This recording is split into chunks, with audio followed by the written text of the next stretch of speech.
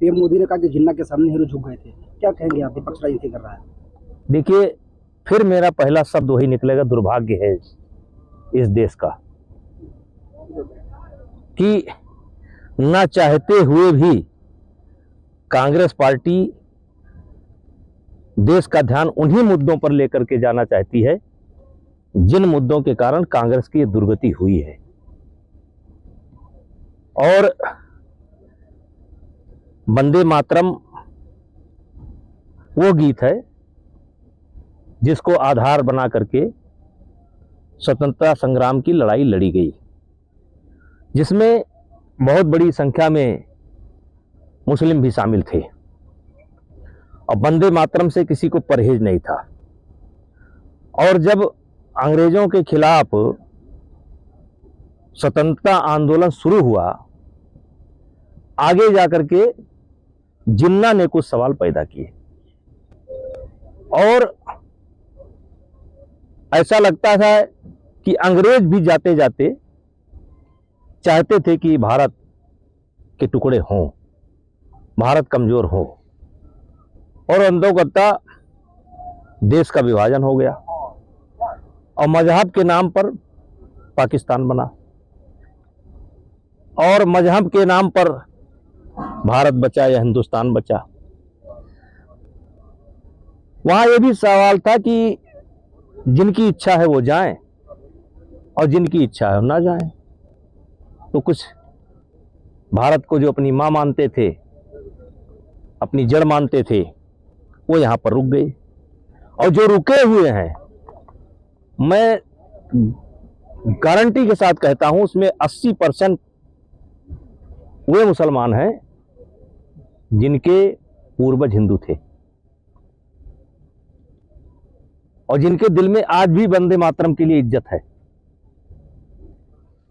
और ये सवाल जो बचे हुए मुस्लिम हैं उनसे नहीं पैदा हो रहा है। भाई इना गिना कोई व्यक्ति अगर किसी बात के खिलाफ आवाज उठाता है तो उसको आप पूरे समाज की बात क्यों मान लेते हैं कि पूरा समाज यही चाहता है? क्या कोई सर्वे करवाया है? क्या जो हिंदू से कन्वर्टेड मुसलमान हैं, क्या वो वंदे मातरम का विरोध करते हैं? ऐसा सर्वे किसके पास है? राहुल जी के पास है।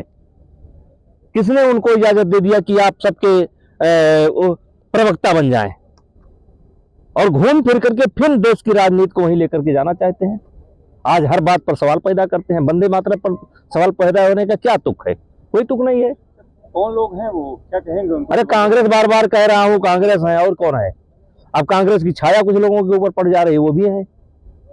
और कुछ लोग कांग्रेस से भी बढ़ करके हैं, जैसे बंगाल की राजनीति कांग्रेस से बढ़ करके है। तो ऐसी चीजों पर विवाद होना ही नहीं चाहिए। और ये राहुल गांधी या अन्य पार्टियां किसी के ठेकेदार नहीं है जनभावना की। मैं कहता हूं 70% कन्वर्टेड हिंदू हैं, वो कैसे वंदे मातरम का विरोध करेंगे? एक परिस्थिति थी, वो मुस्लिम धर्म स्वीकार किए। किसकी गलती थी? परिस्थिति थी, किए कि कराए गए, ये बड़ा लंबा विषय है।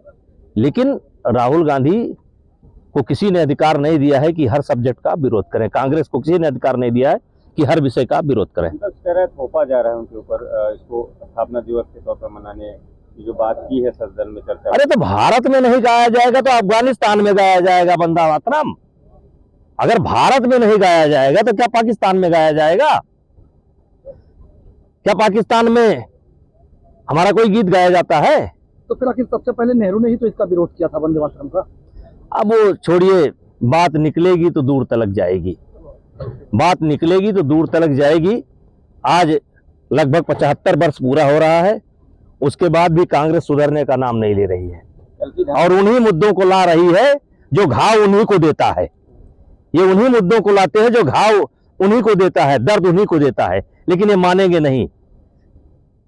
कल की धाम गए थे। कल की धाम बहुत सुंदर जो है, एक कल की भगवान का मंदिर वहां पर बन रहा है, जिसका शिलान्यास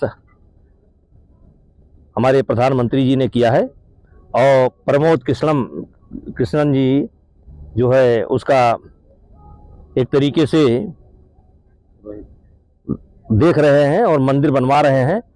और मानना है कि कलयुग में कल्कि भगवान का अवतार होगा। जैसे अयोध्या धाम तब बना जब राम का अवतार हुआ, मथुरा वृंदावन धाम जब बना जब कृष्ण का अवतार हुआ। लेकिन पूरे देश में एडवांस में अगर कोई धाम बनना है तो कल्कि धाम बनना है। विश्वास है साहब, जिसको मानना हो माने, जिसको ना मानना हो ना माने। विश्वास था प्रहलाद को कि इस खंबे में भगवान है, भगवान है, भगवान प्रकट हुए। अब जिसको मानना है माने, जिसको ना मानना ना माने। अब कल्कि भगवान का मंदिर बन रहा है। आप कह रहे हैं एडवांस से बनना है, मथुरा में तो है भगवान के, फिर वहां मंदिर क्यों नहीं बनना? कृष्ण नहीं, कल्कि धाम। हमारे जो पुराण हैं, जो उसमें बाकायदा वर्णन है कि कलयुग के अंत में जब अत्याचार हद से ज्यादा बढ़ जाएगी तो कल्कि का अवतार होगा। ये कोई प्रमोद कृष्णम जी की कल्पना नहीं है या किसी की कल्पना नहीं है, ये हमारे जो शास्त्र कहते हैं उसमें कल्कि भगवान का अवतार कलयुग में होगा। मथुरा में मंदिर बनने में क्या अर्थ है? अब भाई सब जगह ठेका हम नहीं लिए यार, बस इतने पूछो। वहां पर दूसरी बाबरी बनाई जा रही है पश्चिम बंगाल में। अब देखिए वही बात फिर घूम करके आ रही है, वही बात फिर घूम करके आ रही है। इन सब चलो स्वतंत्र हैं, लेकिन आप ओवैसी को पुराना सनातनी बता रहे हैं। वो कह रहे हैं कि बार बार बाबरी का जिक्र होगा जब भी ये नाम याद आएगा। अब उनके बयान जो आज के हैं